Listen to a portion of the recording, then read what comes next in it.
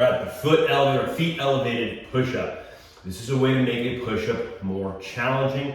If you maybe regular push-up too easy and maybe you don't have bands that you can wrap around your back to make it more challenging, or you just actually want to change the angle and emphasize a little bit more of the upper pec. So the pecs, we kind of lower, mid, and upper fibers, and we can emphasize. We can't like just isolate one of them. Always working the whole chest.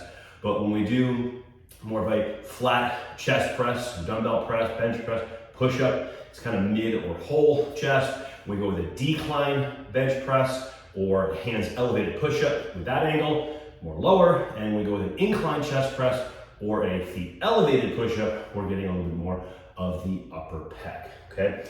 I see a lot of mistakes with the feet elevated push-up though. It ends up turning into feet elevated, which but regular push-up. And let me show you what I mean. When we're doing this, we're getting an angle, just like if I was doing a incline press, right? I'm getting that resistance, that angle in line with those upper fibers. So when we put the feet elevated position, that's what we're doing. You'll see what the angle changes of the push-up, okay? Whereas a decline's gonna be down here, incline's gonna be up here, right? It's hard to visualize because it's upside down, but we're gonna get that by elevating the feet. And the higher we go, the more we're gonna get that to the point where we go vertical, like a handstand push-up.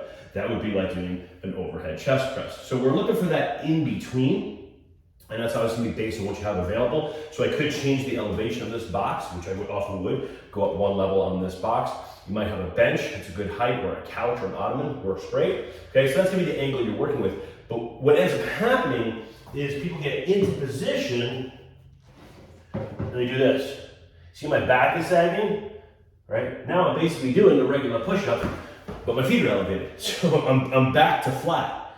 So you've got to get the hips up to create that angle, okay? So from here, I'm in line, like, locked in that plank, and it's okay to actually even have the hips a little bit higher to create even a little bit more of an angle on that. I'd rather see your hips higher than lower. Obviously, we're trying to get that true plank position, but if you don't have the ability to, like with this box, if I want to get more of an angle, I could do that, maintain my angle, good. If you don't have that and you're down here, you could lift your hips up to get a little more of that angle, and that's fine. But dropping the hips, which is what I see all the time, people doing feet elevated push-ups who have no business doing feet elevated push-ups, either they lack the core strength or the upper body strength, and the hips drop, and it basically turns into a regular push-up, even though their feet are elevated. So you gotta watch out for that one to do this right.